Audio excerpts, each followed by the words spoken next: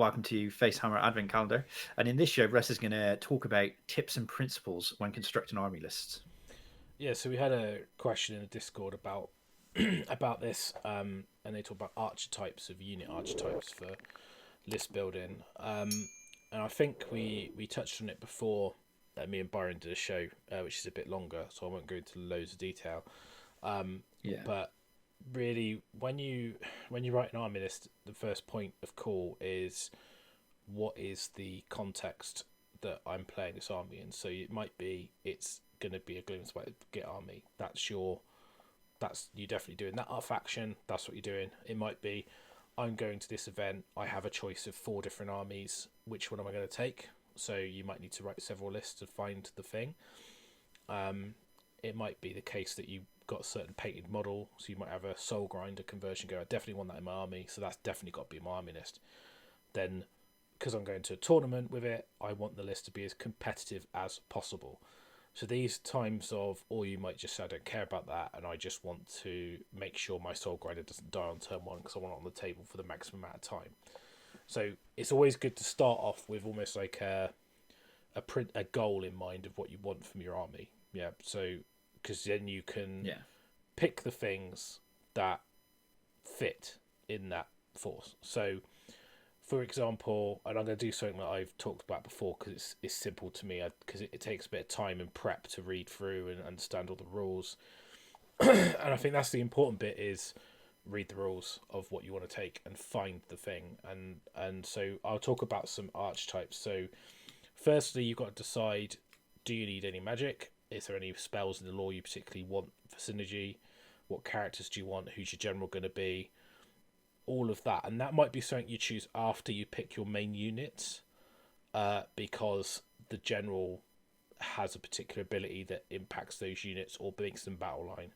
So generally, battle line is a good starting point to say. So, for example, if I'm doing Slaves to Darkness, I look at the battle line units and I say, right, I like at the battle line units, what do I have? And you say, right, you've got knights, you've got marauders, you've got all these things. So you might decide, I want Chaos Marauders to be my battle line unit, and they've got all their buffs.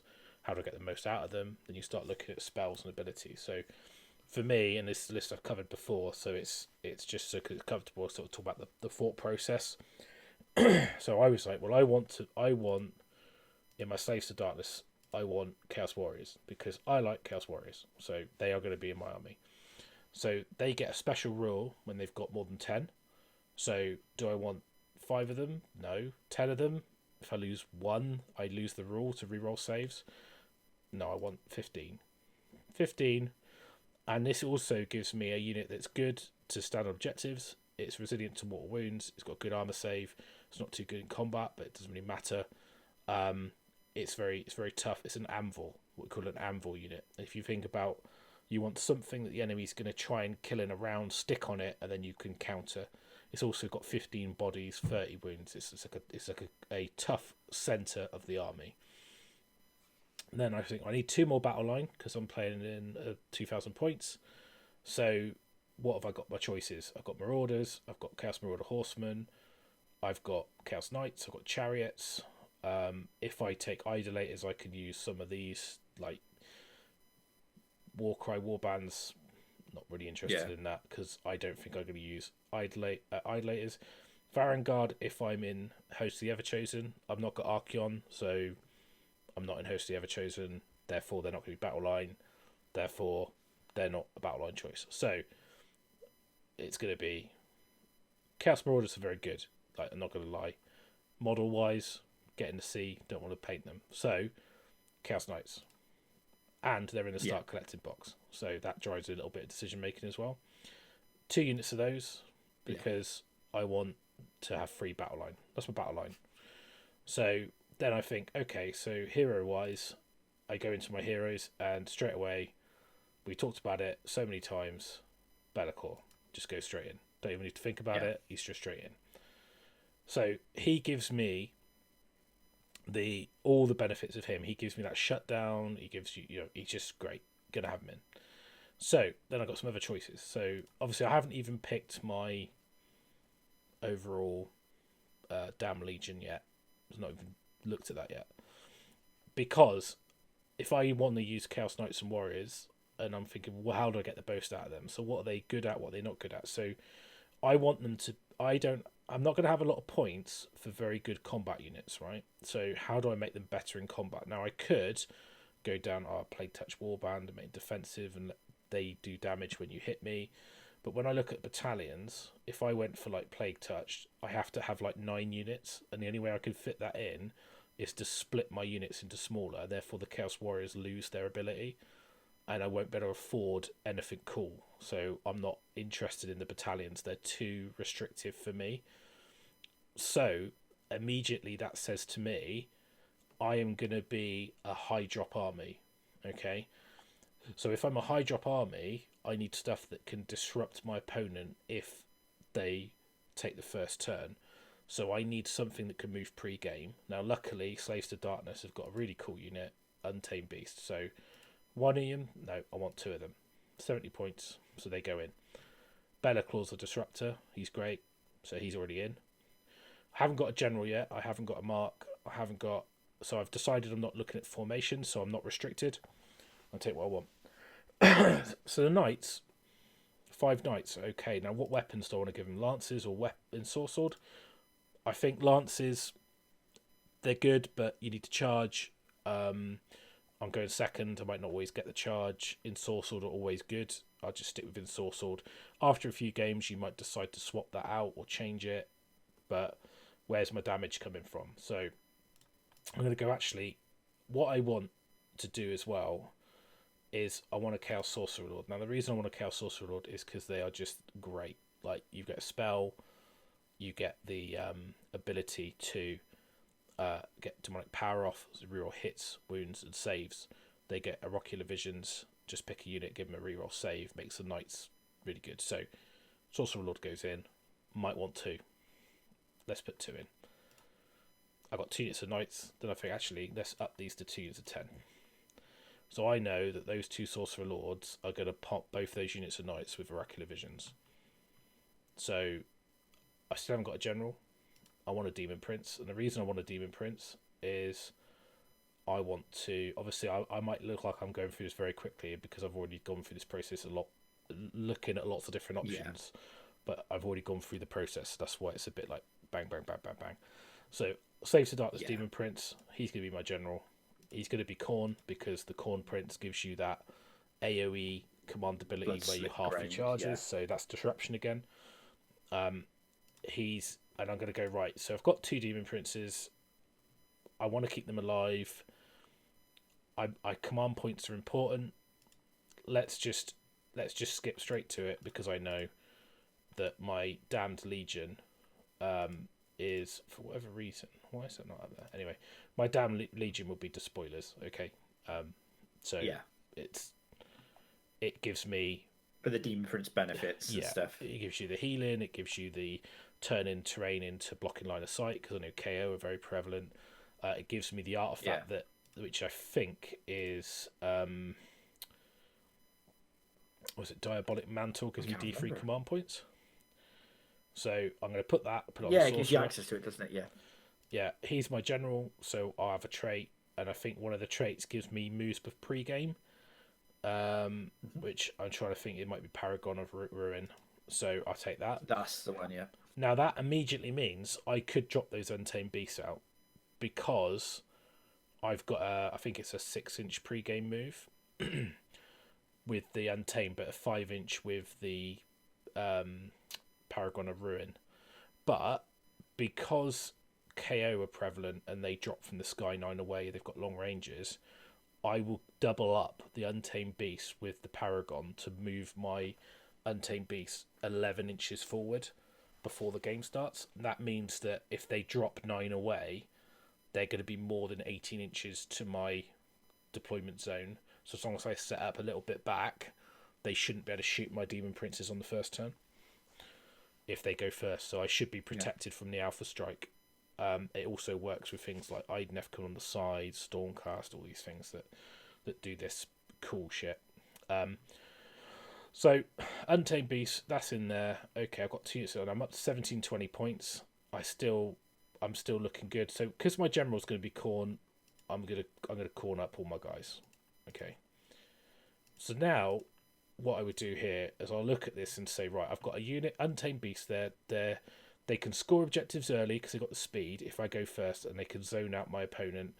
Or they can, if they zone out and then they take the first turn, they contest objectives in the middle as well, because you can get them onto the objectives contested, so they can't just auto cap. I'm going to cap the 3 and then you come get them back.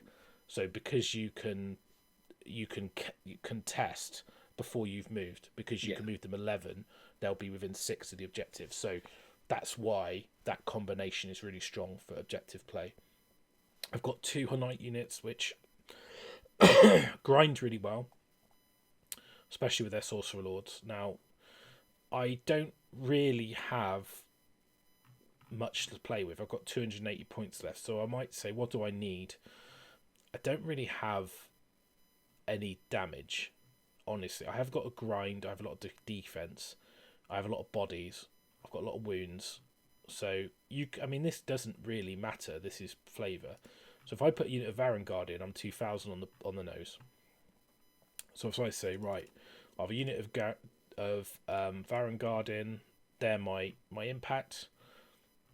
That's pretty cool. That looks fine. Then you might say, yeah, it works, and you've got spells to pick. I haven't really looked at those yet.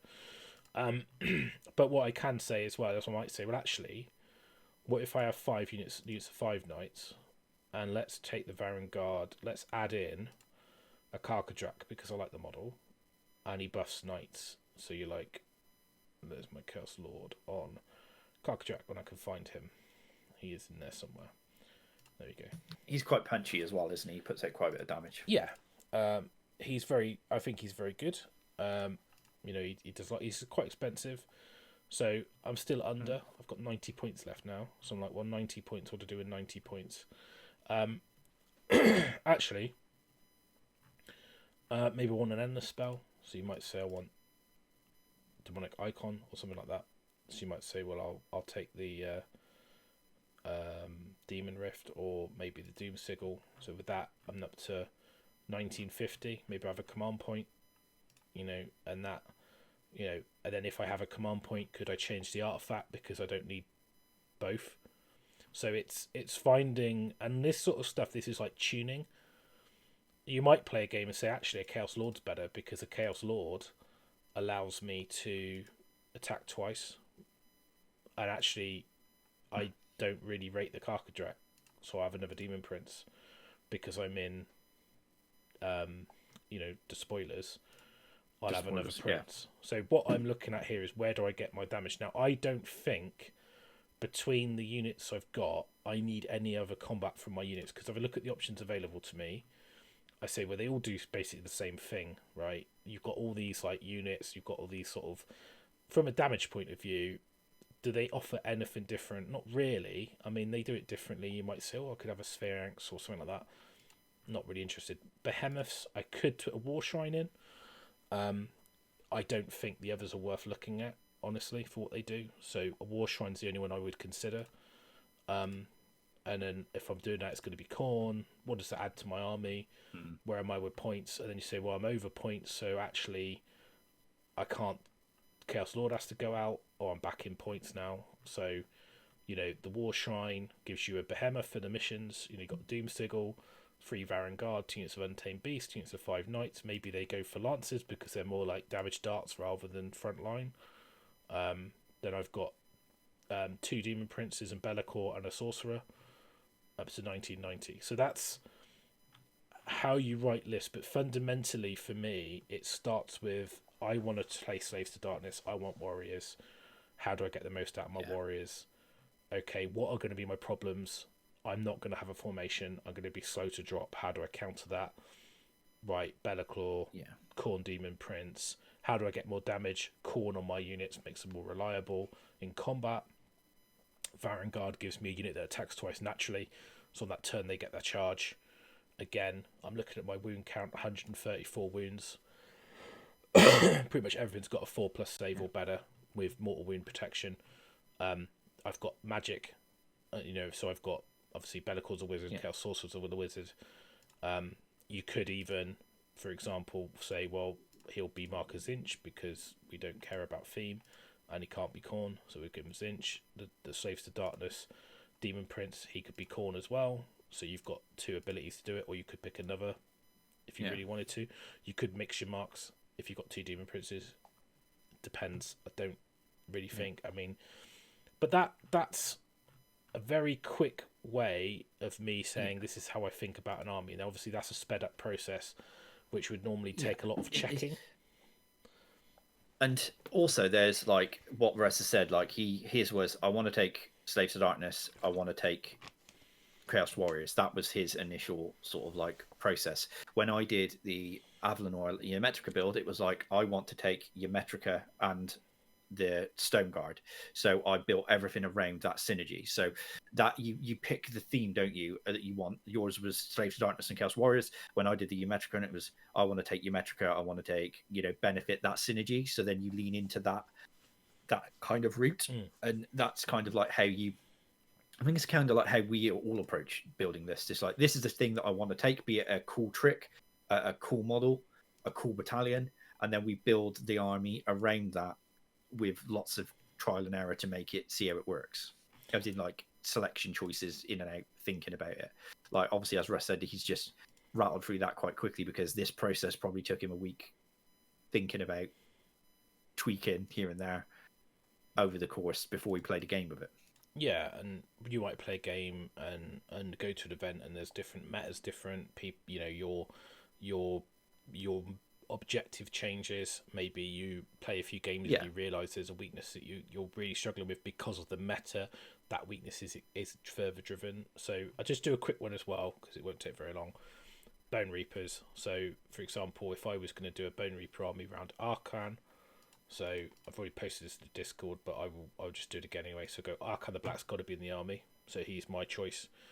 So that immediately makes some decisions for me. So I'm actually going to go, because of he's quite vulnerable and there's a lot of like magic out there.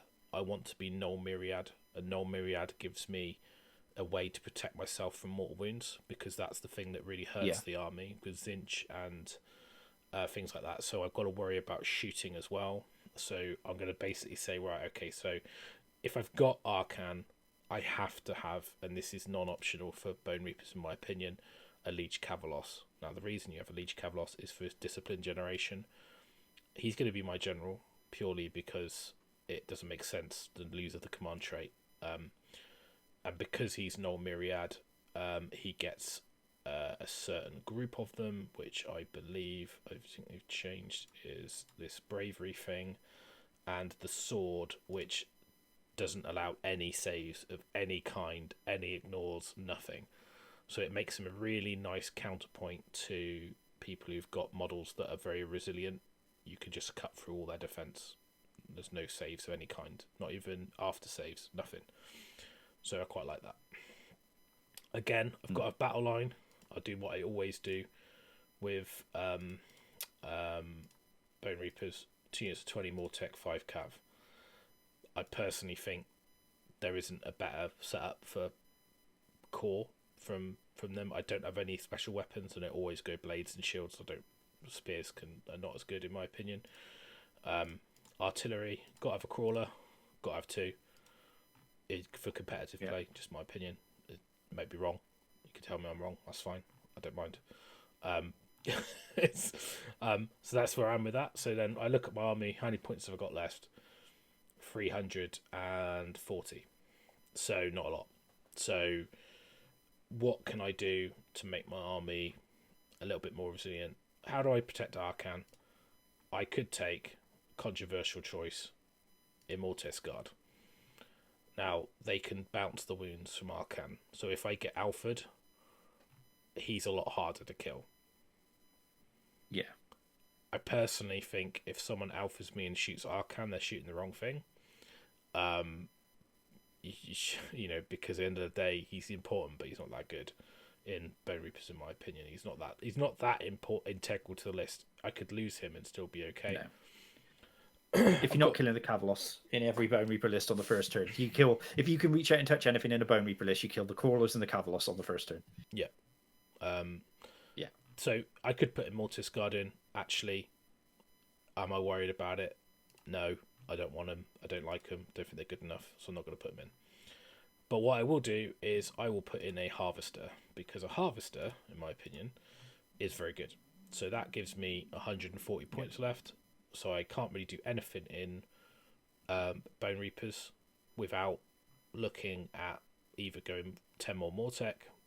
I could put a formation in, so I could put Shield Corpse in, but then I haven't got enough Mortec Guard. So I am, for simplicity's sake, I'm just going to put in another hero.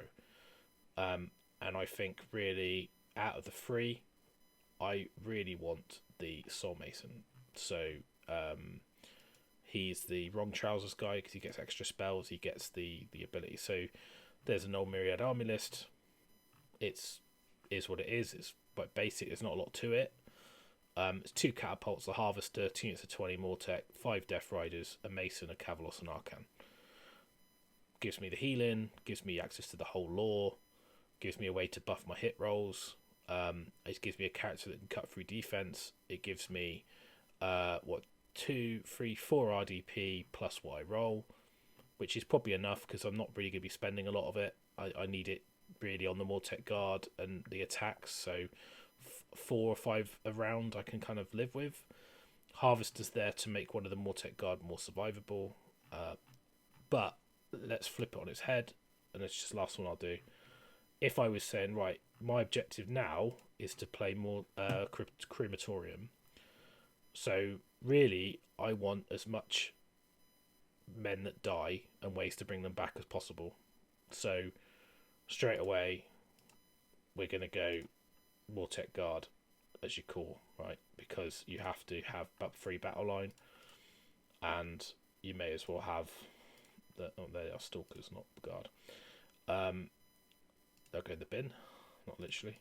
And then so I might go, let's go for 3 units, and then I say let's go for a harvester, so let's go for 2 harvesters. So I've already spent over 1,000 points, so let's go for I'm probably going to go Shield Core. I think I can get away with that. So let's go for the Bone Shaper, which I think you need in Shield Core. I think he's the right one. Correct me if I'm wrong. Mortec Shield Core Battalion. Gonna have a Cavalos. Got to be in there. He's got to be the general. Doesn't have to be, but it makes more sense. So I've still got a few points left. A Bone Shaper can heal. All I've got is Mortec Guard and Harvesters. Probably need a catapult just to be on the safe side. I've got less than like 200 points, so I can't. That's all the elite units straight out of the bin, so can't do that. Probably want the wrong trousers guy because he's good. Need more wizards. 30 points left. Whack in an endless spell. I could chuck in the carrion. Quicksilver Blades. I would probably take the Bone Tithe Shrieker plus 1 to hit. There you go. That one. There you go. Crematorium list. Is it legal? Yeah. Hopefully the formation's all right. I think I might got that wrong, but we don't know. I've got the book in front of me. But that's basically, like, as you write this, you'd say, right, what do Crematorium do? As models die, they do wounds back. So I want to make sure that they die, then they come back. So I need healing. Yeah. So I've got the Bone Shaper. I've got a formation, so I can immediately take an artifact which gives me a better death save. If I'm like, well, I've got 2 harvesters, but I've got 3 units of Mortec, so I'm going to make one of them give a 5-up death save. The other 2 have a 6-up, but they've got harvesters, so I've got 3 blobs of defendable units. I've got I've got a crawler just to give me some damage at range, and there you go. So you just go, that's it. And I think that's right. It's 3 units of Mortec Guard for the core. If it's 4, split 120 into 2 10s. If I've got the wrong hero, swap the hero out, whatever. But it's just an idea that you say that because Crematorium works with lots of single wound models that come back, and you might decide that actually Arcan would be a really good addition because you get the ability to bring 3 models back in 4 units. Can I afford him? No, but if I dropped the formation and the Shaper, I could put Arcan in, and I don't have the formation, so it's it's that kind of play. So. It's picking your theme and then leaning into that theme, isn't it? Like I think, and that comes from sort of like reading the book and just like reading through the book, seeing what appeals to you, and then picking that theme and leaning into it. So again, like Russ said, then you writing an OBR list. If you just write one, I mean, there's a lot of good stuff in there, and you might fall upon something quite good, but you need to almost go right. Hagnar list for Daughters of Cain. You're gonna want to take lots of daughters and cauldrons to bubble up from the Hagnar. You need to you either go right, these are the models, and then I fit everything around it, or this is the theme, and then I fit things around that. And that's like, so like Russ just gave you both options in this description. He's gone, I want to take these models from Slaves to Darkness, and then I'll fit the list around it. Whereas these are like, I want to take Arcan the Black Crematorium. So I need to take that and work around that, or Null Myriad. It's just picking a theme, understanding your goal, and then going right. Do I have enough heroes? Do I have enough shooting? Do I have enough? Can I compete in each element of the game? Leaning into that, and then refining it as you go. Yeah, and it's tuning. You've got two choices when you put something in your army. Does it enhance your strength, or does it shore up a weakness, or does it give you redundancy? In terms of, does it give me? How do I make this more survivable? Have two of it. If it's that important, just have two. Like, if your Chaos Sorcerer is that important, just take two. Don't try and give him an extra save on an artifact by squeezing a battalion in. Just buy two of them. Like, it's better to do that. Essential. So if he's essential to your army, then have multiple, so you're not reliant on one model. So and I think those decisions, that's all part of the process. And I think there's not a right or wrong, but sometimes it's obvious once you've got your goal in mind. Once you say, right, I need this, I need that to make that work. How do I protect that?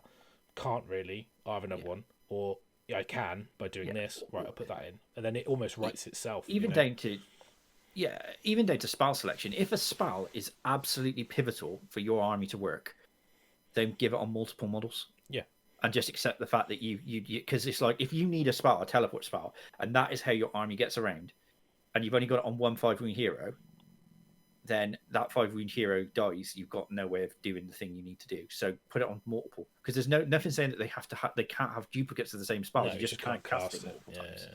So it's quite important. So it's and that's distinction, I suppose. Yeah. So it's, and like, I know you might think, well, if you want to use stalkers, you can use stalkers. That's fine, but you have to write a list around it and just accept the fact that your list will have a weakness, because you probably won't have crawlers in it, or you probably won't have the healing you want in it. And I find with OBR, you always struggled. Like, for example, I was like, oh, I haven't got much healing in this army, although I've got double harvester. Then you're like, well, I don't have a lot of long range shooting because I've only got one crawler. But I always find that generally you'll go in Mortek Guard, 3 elite things, and they're always going to be a mixture of crawlers and harvesters, because, in my opinion, for competitive play, they do more for the points than any of the other choices. I'm not saying that you can't take stalkers and archi and harbingers, but they're just, from my experience, crawlers over a 5-turn game will do more than a 2 archi or two harbingers, or and I might be wrong. You might have a game where they go nuts and kill loads. Great. I mean, I don't know, but I mean, for me, I like the models. If I could put both in the army, I would. I don't really like taking catapults, but I think if you can't kill the buff heroes and stuff at range, you're gonna struggle. And the catapults solve so many problems. But yeah, so again, it could start whatever you start with, whether it's a unit, a war scroll. Read it. If it's if you already decided, I'm going to take this army, and that's the army I want to play, look at all the options you've got. What units do you like? If you really like the Eidolon, then look at what the Eidolon does, and then look at units that he benefits having him with it. So if you go, having an Eidolon works really well with this. Okay, I'll take those things. If it doesn't matter, then you've got the choice then where you want to push your kind of direction of decision making. So you might decide that you really like Namati Thralls, so you go, I want Thralls. You might say, I like Troggoth, so you're going to look at Troggoth army. Is it going to be the best army? No, but you've decided already that's what you're doing. So then it's about how do you get the most out of it. and that's exactly. And that takes time and practice and understanding what everything and does. there's no right or wrong answer, is there? It's like each No. army has its day in the sun. You know, it's like I don't play Sylvaneth anymore, but at one point Sylvaneth were one of the most powerful armies in the game. Yeah, that's why you don't play them, right? Yeah. No. No.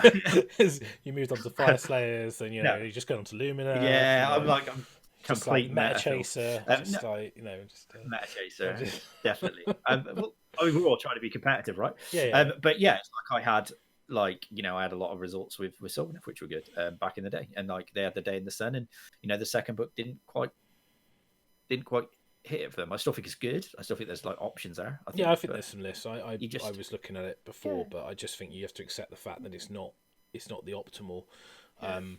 And it's the same with like when you look at KO, you want the formations to make the army low drop to give you the alpha strike, so that becomes the driving force behind your list selection, because you immediately restrict what you can take to the formations. Then all you're doing is looking at the free formations, going which one can I get the lowest drops in? This one. Yeah, there's only so many like things that you can take in those as well. Yeah. So, again, it's like and you just apply this to everything. Like Russ said, like KO, you do it with the formations. You just pick the thing that you like. I'd say you pick the army that you like, and then you make things work around it. And if you like winning, then pick the most powerful army. If you like the aesthetic, then pick the army that appeals to you the most. But I think that there's in any given game, there is opportunity to win any game dependent on what you're playing against. There are some games that are just auto. That are just push it forward. This is so powerful that it just wins. But you need to accept that and just go with it. I think sometimes you just end a mismatch. So if your army is particularly weak against one thing and they're particularly strong against it, you're going to be pushing stuff uphill. But I think that the important thing is, if you want to, is you're making the decisions around what you want to play in a considered way, and you almost have an emotional bit of you that says, I know that's the best thing, but I want to use this. We'll use that thing then. But just understand that you've weakened the army by doing it, but then maybe you're cool with that. But that's... If you go, well, how can I mitigate that choice? Or actually, maybe there's another element that makes that better. Maybe I can look at an ally or something. And I generally only look at allies when I can't find an answer in the book I'm in, and I'm allowed to take them, because maybe I don't get any.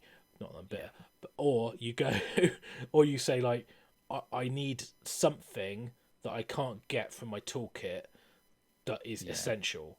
And that very rarely happens. So I very rarely have allies. So the only reason I put a Vampire Lord in Nighthaunt is because I think he's essential to get that healing, and it's the only thing that you can do it with. So a Vampire Lord is always in my Nighthaunt armies. Because of the healing. It just makes sense. It just makes perfect sense. Yeah. And the reason that Arcan would be a better choice is because I have to take Lady Olinda as soon as I put Arcan in the list. And I don't rate Lady Olinda. So it's that decision process. Yeah, it's like you've said, and like we touched on, like I can remember having a conversation with Martin Orlando, back when the Stormcast book came out, and he was really keen on taking Dracolines, like evocators on Dracolines, and he was like, I really want, like, he was trying to figure out ways to make it work. He was trying to make them really good, and I was just like, look, if it seems to me, I think the advice I said to him is like, it seems to me very much that you want to take Dracoline models in the Stormcast army, so take them and then make your army work around them. Is it the most competitive build? Probably not. But are you going to enjoy the process of building? Because let's face facts, most of the time that we spend, unless you're Tom Maudsley, is around building and painting your models. Yeah. And then playing the games is like the sort of the thing that you do long term afterwards. But yeah, like for me, it'd be like enjoy the process of building and painting those models, build a list around it, and just accept the fact that it's not the most competitive build, because it's not. Like, at that point in time, it was like, Gabriel Surcharge drop from the sky, pair up some normal evocators.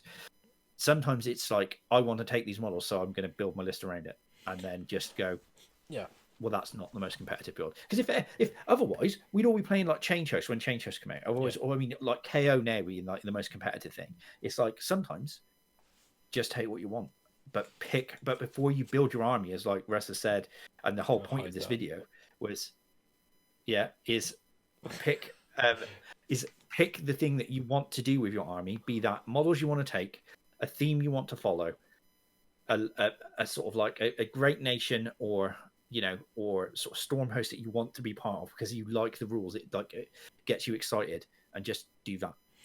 Yeah, it's just a decision process map really, where you start off either with a unit, a character, an allegiance, a great nation, and then from Yeah. that you derive other choices based on what you've already picked. And essentially, what you're doing is narrowing your choices down. As soon as you pick an allegiance, you've narrowed your choice down from 15 different things. Then within that, you've got a choice of 5 temples. Okay, so then you've narrowed that down again. Then and it almost It's like a flow diagram. It's a flowchart, yeah, and you just decide what you put at the top of that flowchart and what your objective is determines the decision making process, and that's all it is. And just be true to that, and eventually, and there will be times when both choices are equally viable in 2 different situations, and then it's just which situation is going to happen more often. I don't know. Okay, which one's going to annoy me more if I come against it and I don't have the answer? Probably that one. I'll pick that then because I don't want to be annoyed or whatever, So, but hopefully that gives you an idea of writing a list and how to start and how to get into it. I know it's quite a big overview, and maybe there's a lot of questions. Put them in the comments below.